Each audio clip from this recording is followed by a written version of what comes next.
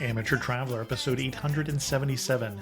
Today, the Amateur Traveler talks about bullet trains and beer, fumaroles and hot springs, ropeways and hiking trails as we go to the island of Hokkaido in northern Japan. This is Chris Christensen from Amateur Traveler. Let's talk about Hokkaido. I'd like to welcome to the show Inga from ingasadventures.com, who's come to talk to us about the northernmost region of Japan, Hokkaido. Inga, welcome to the show. Thank you so much. I'm happy to be here. Excellent. What's your connection with Hokkaido? My interest in going to Hokkaido is because I'm a real outdoorsy person and I love to hike. And it seemed like with all the national parks that are located in Hokkaido, that was a natural destination for me and my husband, Steve. Excellent. And why should someone go to Hokkaido? The natural beauty is the main reason to go to Hokkaido. The rugged landscapes, the feeling that you're far away from civilization is an experience that you don't find in a lot of other places in the main island of Japan, which is Honshu. Many beautiful places to go down there, but it's a very different landscape in Hokkaido. What kind of itinerary are you going to recommend for us? I'm going to recommend a 7-day itinerary, which will give the traveler a balanced experience between seeing towns on the island as well as getting out to the rugged natural landscape. Excellent. Where are we going to start? I would imagine that most people will arrive in Japan in Tokyo. That's how we arrived. We were extremely jet lagged after the long flight. And I am a person who, no matter how much I do this, I suffer from jet lag terribly. So I like to allow a little bit of decompression time before I start moving around in the country. So I recommend taking a day in Tokyo if you have it. A couple of days is better. And I understand that you have coverage on Tokyo and upcoming coverage. So I'm not going to spend a lot of time talking about what to do. Yeah, we've got a couple different episodes on Tokyo that we've done in the past, and we've actually got one that's coming out in the next month. We'll give people lots of information if they have more than a day in Tokyo in terms of what to do. But I suggest that you stay one night in Tokyo. And we decided to stay at a hotel, basically at the Tokyo station. This is one of the largest train stations in Tokyo, one of the busiest train stations in the world. And when we made that decision, I wasn't quite sure that was going to work out. I'd been to Tokyo several times before, but didn't have a sense of what the landscape was around the train station, but we ended up loving it. These train stations are like little cities. You could spend a whole day in the Tokyo train station. It has everything you need. It has retail, shops, restaurants, convenience stores. And so for us, it was very convenient to stay basically at the train station. We were at the Metropolitan Hotel, which is a JR hotel. It is operated by the Japan Rail system. Oh. Okay. And so we arrived completely jet lagged, disoriented. We knew we were close to the train station. We didn't quite realize we were at the train station. So we went out and got a cab, and he tried to tell us something. And I'm sure he was trying to tell us that if we just turned around and walked into another entrance, we would be at our hotel. And we just threw up our hands and said, please take us somewhere.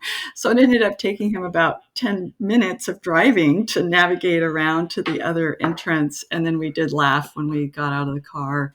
So we got a good night's sleep and then went back to the train station to exchange our JR rail pass. So we had purchased a pass on the internet. And it is available to tourists, but you have to exchange it in person with your passport and get the ticket that actually gets you on the train.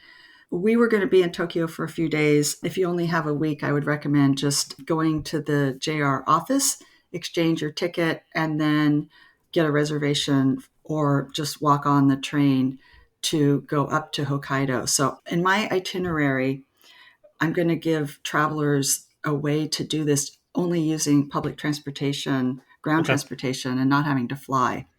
If people want to make it more efficient, you certainly can fly. It might even be a little bit cheaper. But for us, we love trains, and the opportunity to travel on the bullet train, the Shinkansen train, Mhm. was part of our journey. It was part of the experience that we wanted. So the train goes up to the island of Hokkaido. And before I start talking more about the itinerary, I did want to emphasize that it is really easy to travel around Japan. You don't need a tour. You don't need a private driver. You don't need a guide. It's very safe. The stations are all spotlessly clean. It's incredibly efficient. Do not be 1 minute late for your train or it will be gone. That is true. Okay. So even if you choose to fly back, I would encourage people to consider taking ground transportation maybe on the way up and then making it more efficient to fly back to Tokyo or wherever they're headed after that. So the Shinkansen tracks are usually in a separate part of whatever train station you're in. Right. This would be our second day, would be going up to the island of Hokkaido. So when we were planning, we were trying to figure out how it got over or under the water. It Right. just wasn't very apparent, even from reading multiple sources, how that worked. And so we just decided it was going to work out somehow. Our ticket actually said Hakodate in Hokkaido. So we knew that the ticket got us over there. So we thought when we get there, maybe they transfer to a regular train, or maybe there's a ferry, or you swim, or I don't know what. I noticed that one of the passengers was getting really active and looking out the window at one point towards the end of the journey. And it turns out there's an undersea tunnel. And it only opened, I believe, in 2016. Hmm. So since that time, you've been able to take the bullet train straight up to the island. Unfortunately, it doesn't go all the way to Sapporo, which was our destination. It goes up Okay. to a town on the very end of the island, and then you transfer to a regular train. So we went a very long distance in 4 hours, and then it took us another 4 hours to get to Hokkaido, going a fairly short distance. So we noticed in Sapporo that they were building a train station separate from the regular station for the Shinkansen. And so I looked it up, and it looks like they're estimating around 2030 is when the train will go all the way to Sapporo. Now, just to clarify, so Tokyo to Hakodate Hakodate, was 4 hours? hmm It's interesting because it's four like a hours. 12-hour drive. I was just looking it Yeah, up. So interesting. so Yeah, you can see why flying might be a good option, but the Shinkansen is quite efficient. Okay. yeah, it's a great way to experience how people actually travel in Japan. Although a lot of Mhm. Japanese said, "Why did you take the train? You could have just flown." But I hear a lot of travelers saying they want to travel like a local, and this truly is how people get around. Thousands of people take the train every single day to go to work. They travel this way to see family, and it's a nice way to see the terrain changing. Yeah, I noticed about 2 hours into the train ride going up the main island that you could really feel how the population density was easing up. sure. More mountains were starting to pop up, or at least little hills first and then bigger mountains. So I got that sense of excitement I get when I'm getting near wilder areas. I started getting really excited about the hiking that we were going to do. So we did end up taking the train for 8 hours. So that's a long travel day. It's very comfortable. The ride is very smooth. They have snack carts that run up and down the train, and you can buy lunch and snacks before you go.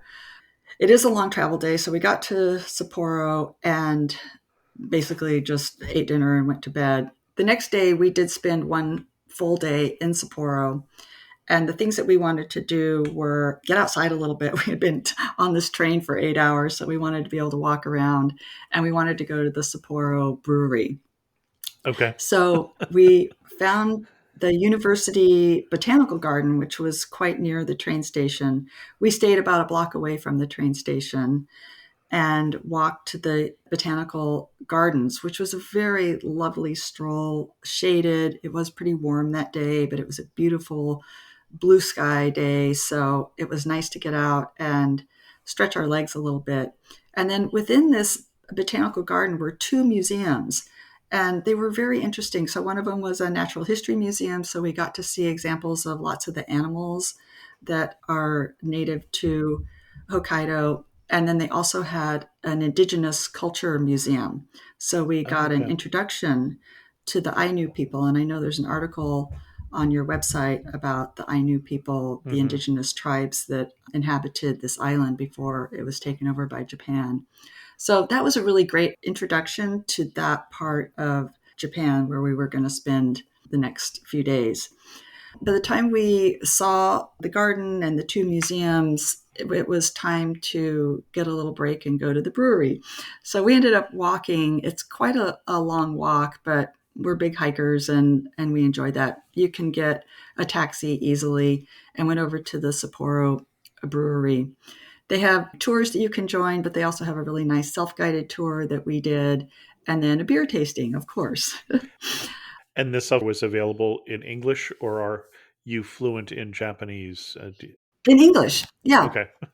Yeah, it was great. They had different stations and you walked Hmm. around from station to station. They were numbered so you could tell where you were going. And then at the beginning of the station would be a little rack with a bunch of cards, oversized cards, and they Hmm. were in all different languages. So you could just pick Okay. up the English card, read it, walk along a little way, drop that card, and then move to the next station. So it was really set up very efficiently, which doesn't surprise me because No. everything's very efficient in Japan. The beer tasting was great if you like beer. And then they also have a really nice restaurant. We had heard good things about it, but we didn't really understand what it was all about. And I'm really glad we went there because they featured a meal. It's a famous dish that originated in Hokkaido. You grill the meat at the table, which Okay. is similar to other meals in Japan, other dishes, but it's a little bit different. We had other meals later on where you grilled on a grate with a fire underneath. This Hmm. features a heated dome. This dish is called the Genghis Khan dish. And it's said that it's because Okay. this domed method of cooking resembles the helmet of the warrior. So in Japanese, I think it's pronounced something like Genghis Khan, but it is in reference to Genghis Khan. So the way it works is you order whatever cuts of meat you want, and they bring very thin, tender strips of lamb, is what we ordered. And then you can also order vegetables. So they give you a little hunk of lard, you put it on the top of the dome, and it Okay. drips down into a rim, and so we arranged onions and cabbage around this rim, and then we cooked the meat on top of the dome, and it cooks very quickly. But the fat is collecting down in the rim, and that's what flavors and cooks the vegetables. Hmm. So it was really delicious, and that's what everybody was having around us. So I was really happy to be able to experience a typical meal that was unique to that part of the country. And we never saw that on the menu again in any other part of Japan. So that was fun. And then the other thing that was fun about that is they had a robot waiter. And I'd read about those in tech news, but I'd never actually been to a restaurant that had a robot waiter. So that was very entertaining for a lot of people around us. It didn't seem like it was that common in Japan either. I never saw one at another restaurant. But to see the robots zipping around assisting the regular waiters. And it's something that you're going to see in Japan before you see it elsewhere because of their population pyramid is all screwed up. They don't have as many people who would be able to do service level jobs, and they have a lot of older people who need service, and so they certainly are experimenting with all sorts of service robots in their economy. Yeah, it was great to see because we have some challenges too with sometimes trying to find help in our country. Yeah, that was fun. So we stayed overnight, but for the 7 day itinerary, I would recommend taking the train to the next town because it'll just make things a little more efficient and get people up into the more remote areas Okay. of the country that they probably are there to see. I would head back to the train station and take the train to the next town, which would be Asahikawa. Asahikawa is a small town. There's trains that go all through the day and evening up until 10 or 11 at night. There's trains that go different speeds. So when you look up the amount of time it might take, it'll depend on the train that you choose. But it could be an hour and a half to 3 hours, depending on the schedule. I would just head up and spend the night there and then take the bus to Asahidake, which is inside the national park. And this is Okay. one of the areas that's accessible easily by the train and bus combination. If you choose to stay in Sapporo that next night, you can also take the train in the morning. It's just a little tricky to line up with the bus if you want to try to take the train and the bus on the same day. Got There's it. only 4 bus times from Asahikawa, and those are at 7, 9, 1, and 3. So if you get up late and take the long train, you might miss the 3 p.m. bus. Got it. So either way it works out. But if you want to head straight up to the mountain, I would travel on that Sapporo day, get up to Asahikawa. It's a pleasant town to walk around in, but there's not a lot of tourist activities to do there. We're pretty far north in Japan, and we're also then going up into the mountains, and all the pictures I'm seeing have snow. What time of year were you there? Really good point. This is a summer venture, unless you want Okay. to go skiing. So Right. it's either a summer or winter. But if you want to go hiking, think about how you would plan to go to the Sierra or the Rockies or maybe even Alaska. The latitude of this region of Hokkaido is similar to Southern Oregon. Okay. However, they are heavily influenced by Siberian weather patterns. So there's some aspects of their weather that are more similar to Alaska. They have permafrost, they get a lot of snow, and they get these blasting cold winds. So Okay. we were there at the end of September, beginning of October, and that was probably about the last week for comfortable summer hiking. The next week or 10 days later after we had left, they got their first snow, their first significant snow. So the area that we're heading also has cross-country skiing. So it's Right. a big winter sports area. That also would be a really fun destination, but not for hiking. Got it.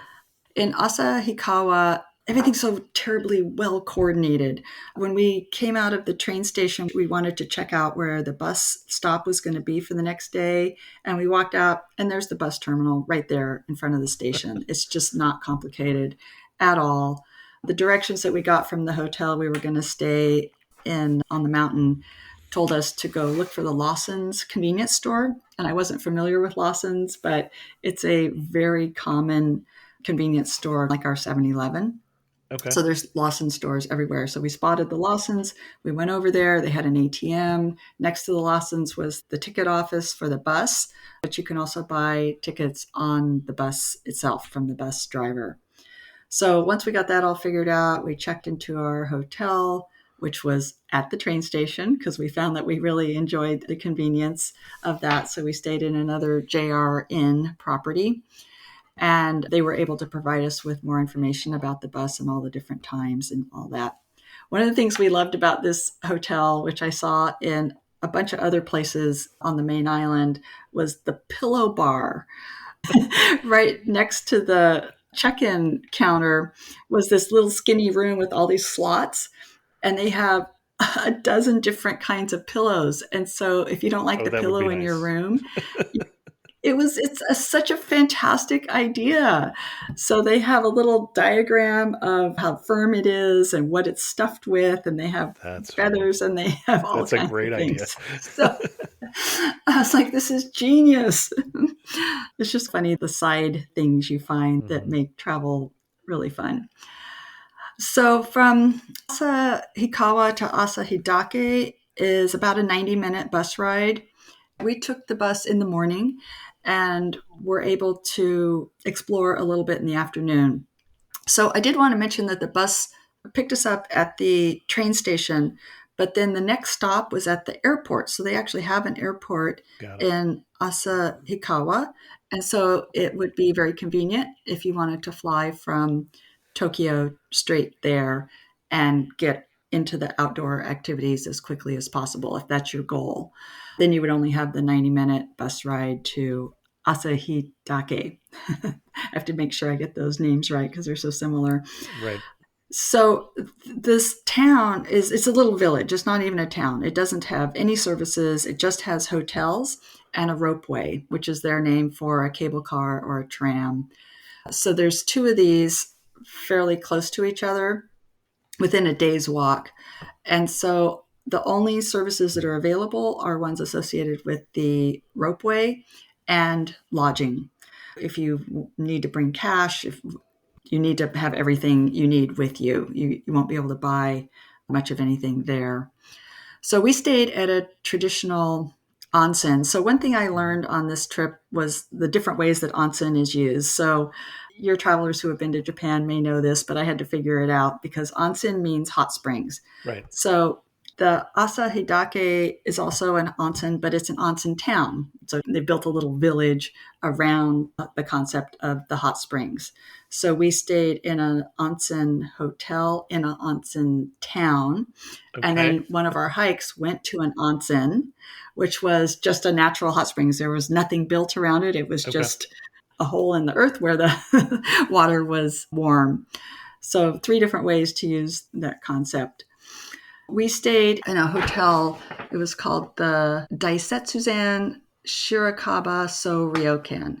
So Daisetsuzan is the name of the national park we went to. There's actually 7 national parks in Hokkaido. This is the largest one. It has the largest mountain, which goes to over 7,000 feet. Not terribly high compared to what we're used to in California or the Rockies, but still pretty high for Japan.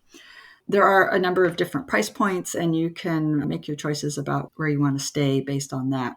But we stayed in a traditional onsen, so they had Western and traditional rooms. So we decided to go for the traditional room and did find that the futon mats are pretty firm. Very firm. And you're sleeping pretty much on the floor. Pretty much on the floor. Yep. And so our room was set up for 4 people, but we were only 2. So we had the benefit of stacking 2 of the futons on top of each other. And it was still pretty firm. And they did have the traditional onsen hot springs bathing facilities. Yep. And that's all they had for bathing. So there was a communal bathroom with a toilet and a sink. And then for showering, you needed to go down to the communal baths. So that was really fun. This was my first time to use an onsen. So luckily they had a diagram in the room so we could study up on proper etiquette for going into the onsen. And that was really helpful. And I was always also grateful that around 4:00 when we were finished with our first hike, that I was the only one there so I could stumble around and figure things out before I had to embarrass myself in front of other people. I did figure out where to put my belongings, to remove my clothing, to shower before I got into the pool. And this was a really beautiful setup. They had an indoor pool. It was quite chilly out by the end of the day, and it was raining a little bit by then. And then they also had a wonderful outdoor area that was natural lava rocks, which were very pointy on my bare skin when I tried to sit down.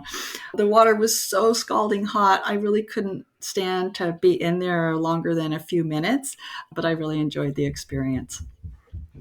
The other aspect to our onsen hotel was they had a restaurant for breakfast and dinner, but we couldn't order from a menu. It was just a set meal. Sure. And the times were very exact. So meals were served at 6 p.m. and 7 a.m., not on demand. So if you wanted your meal, you better show up at that time. And it was our first meal with all the wonderful plates, all the little dishes. And so we were quite charmed by the offering, and plenty of food, delicious. And they always had at least one kind of oddly American thing, or maybe it wasn't. I don't know. I did see a lot of pasta salad and potato salad, but they always had something that struck me as being Western.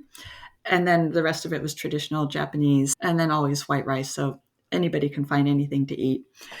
And then we liked our hotel that had a nice mix of ages. So there was the very young to quite elderly, and also a mix of nationalities. So quite a few Japanese, a few Europeans, and then a couple of Americans. So the hiking that we did in this area, we did 3 hikes, and there's a lot more that you can do. But for the time we had and the weather, it was already getting a little bit rainy. Mm-hmm. So one of them was up at the top of the ropeway, It's called the Sugatami Loop, and it's the one that pretty much everybody does when they first get there, and it is stunningly gorgeous. So I highly recommend, like everybody else, just starting with that loop. It's only about a mile, although there are extensions to do a little bit more. But it took us an hour to do this 1 mile, and it could easily take longer because everywhere you turn is just this amazing scene. When we got off the ropeway, we were still a little bit below a rise, so we could see the top of the mountain, and it looked very inviting. And we could see these little puffs of smoke, but we didn't have a good view of what was happening. And then as we got higher, you could see that there were multiple fumaroles where steam was rising from the earth. Mm-hmm. And there were these gorgeous ponds being held by the volcanic rock. And so it was just this magical, otherworldly scene where I felt like I was on another planet, of this landscape spreading out with all these little puffs of smoke coming out. You could hear the steam hissing as you got closer to them, and there was a slight sulfurous smell. It wasn't overpowering, but lots of these ponds and then the huge mountain rising in the background. It was just gorgeous. It's a nice loop. It's an easy trek. And then we hiked up the mountain a bit. It's pretty steep and rocky. And then the weather started closing in on us. We didn't quite make it all the way to the top, but we got a little bit longer hike than just doing the mile around that loop. We came down and it rained all night, and we were concerned. The weather report had been shifting and changing, and we knew that it might rain the next day. Luckily, it didn't look too bad in the morning, but it was a little bit threatening. So we had noticed a nature trail right outside of our hotel across the street. And I can't find anything about it. It didn't seem, there's probably a sign in Japanese, but I couldn't find anything other than just calling it the nature trail. But it was a little bit more than 3 miles, and it had boardwalks. It was really well developed. So it may be used more in the winter for cross-country expeditions or snowshoeing. But it was really pretty. It was down in the lower part, which is more like temperate rainforest and less like the barren rock that is featured in the upper reaches of the mountain. So it was really pleasant to walk around. The boardwalk went over some marshy areas.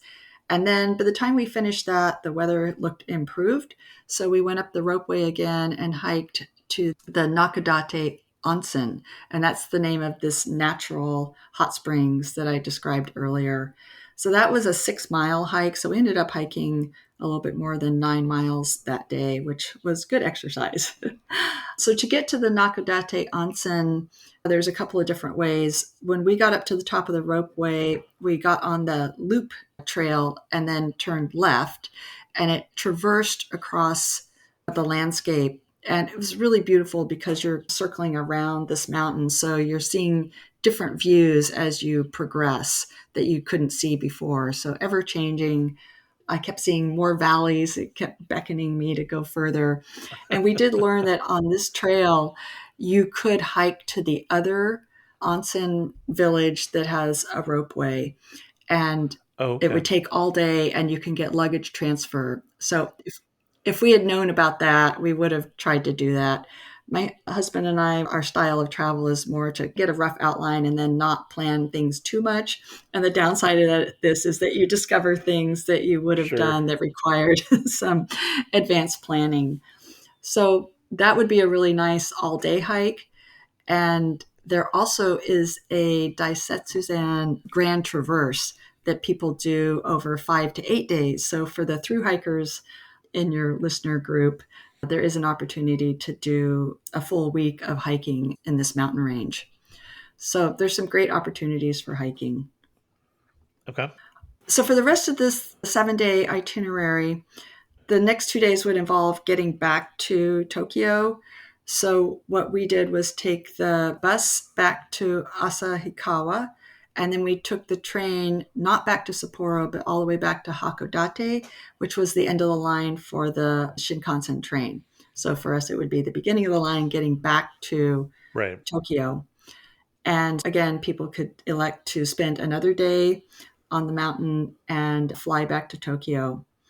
I also want to mention that if you want to rent a car, that does provide more opportunities for traveling to different areas of this national park and for the other national parks. And you do need an international driver's license if you want to rent a car in Japan. And one of the things I found was that in the guidebooks and blog posts and everything around going to the national parks is that everybody recommended that getting a car, and that's the easiest way to see things. And then they wouldn't give you any information about how to do it without a car. So that was one of the reasons I wanted to emphasize how it is possible to do Sure. this and get to the mountain. So you could say that either it limits where you can go, but I actually prefer to think about it as it simplified our choices because it was overwhelming looking at all the different villages and just figuring out, is there a main place to go, or what is the best way to tackle a first time visit to this area. So for us, it ended up simplifying things because this was the most straightforward way to get to the mountain. And I have driven in Japan. One thing to remember is that they do drive on the left. Have found them in my limited experience to be polite drivers, as you would expect. We'll talk about my driving experience coming up on the Tokyo show because I've only driven a go-kart through the main streets of Tokyo, which is a different experience, dressed like Batman, of course. But that's just something that people need to be aware of. One is when you're up in Hokkaido, you don't have to dress like Batman and we'll have a real car, but you will have to drive on the left. Yeah, and that can be intimidating for people. Right. I would say one thing though that's good about Hokkaido is that it's not nearly as crowded, of course, Right. as Sure. other Yeah. areas of Japan. So it'd be a much more comfortable experience. So in terms of other places to visit in Hokkaido, I would love to spend a month there and go to all of the national parks. You can get up to the very far northern part of the island. You can get way out to the eastern part where you're looking at islands that I believe are actually Russian. And so there's a lot more you can do in Hokkaido than just the area that we were able to see. Got it. Anything else we want to cover on your itinerary before we get to some of our wrap up questions? This probably was mentioned in some of your other podcasts, but one of the joys of traveling in Japan is that the food is amazing everywhere. And so we found that in Hokkaido as well as the mainland, Honshu, the main island. And you don't have to make reservations at fancy restaurants, just stop at any little place and the food is going to be amazing. Excellent. As we get to our wrap up questions, you're standing in the prettiest spot you saw in Hokkaido. Where are you standing and what are you looking at? I'm standing on that Sugatami loop Okay. scene that just replays in my mind every time I think about Hokkaido. And we went up several times on the ropeway. We approached it from several angles, and every time it took my breath away. And even on the turning around from that amazing scene was a scene that you just don't see a lot in Japan, which was a feeling that you were a million miles from anywhere. There's no big towns around there. You couldn't see roads. It just felt like you were out in the wilderness. And that's a really special experience, especially in a very densely populated area like Japan. One thing that makes you laugh and say only in Japan. I don't know. That pillow bar was pretty crazy. Pillow bar is a pretty cool idea. As someone who needs his, under pillow, over pillow between the legs, you need a combination of styles of pillows. So You you do. just have to make do at most hotels. Yeah. Some of the hotels are really small, and so we Yeah, would just have to laugh sometimes. They were all like so wonderful. The restaurants were amazing. The people were so kind. And then we get into the room, and we're not big people, but it was one person at a time could get into their suitcase sure. and move around. So it made us laugh a few times. I've definitely been in a hotel room in Tokyo where you could be on the bed, one bed in the room. It's up against one wall, and you could reach all the other walls from the bed. Exactly. There was one room that we called our tent because it was only slightly larger than a tent we would Yep. be backpacking in. It was plenty large enough for me. It had a clothes pressing machine, which was one of the only places I've seen this, which was a vertical Yes. machine that you could put your clothes in and press them. which I was kept wonderful. seeing that there would be one communal one outside of the elevator. Yeah. And so I went over one time, what is this for? It's like making a grilled cheese sandwich or something for your pants. The room that I was in, you wouldn't have had room to set up, even if they'd had a ironing board and an iron. There No. just wasn't the floor space for it. So this was an ingenious way to do that. Yes. If you were, there with clothes that you needed pressing for your business meeting or something. But Correct. Yeah. The elevator lobby's the only room big enough. yeah. And if you had to summarize the island of Hokkaido in just 3 words, what 3 words would you use? Natural beauty. I only need 2. Okay, then you've got a spare word. If you come back on the show, you get 4 words. Okay, excellent. I'm going to remember that. You can bank that. Remind me if you come back on the show. Excellent. Our guest again has been Inga Aksamet from ingasadventures.com. And Inga, if we want to send people to your best post on Hokkaido, I'm going to say, what should we send them to? Where will it be? It will be in the travel section on my website. I have a section for outdoor articles and travel. And actually, there'll probably be some on both. But look on the travel section. And I haven't started writing those up. Hopefully, I'll have my first one up by the time this airs. And then over the next couple of months, I'll be writing up more of my travel adventures in Japan. But Inga's going to send us the one that she writes on Hokkaido when it is finished, and we'll put it in the show notes so that you can more easily find it. Great. Thank you. Thanks so much for coming on Amateur Traveler and sharing with us your love for Japan and for the island of Hokkaido. Thank you so much for having me. I hope to be back sometime. You've got that extra question. I got to use my extra word. You got to use that. Thanks as always to the patrons of the show who help support Amateur Traveler financially. If you're interested in learning more about becoming a patron, you can go to patreon.com/amateurtraveler. Some news on the Morocco trip. We did not get enough people for the second trip, but we had some cancellations on the first trip, so we're going to try and combine the two, but that probably does mean that the trip is full. And so if you want to be on the waiting list, you can contact me. But other than that, we're probably ready to go with the people we have who are going with me to Morocco in April. And thanks. I'm looking forward to it. And with that, we're going to end this episode of Amateur Traveler. If you have any questions, send an email to host@amateurtraveler.com, or better yet, leave a comment on this episode at amateurtraveler.com. And thanks so much for listening.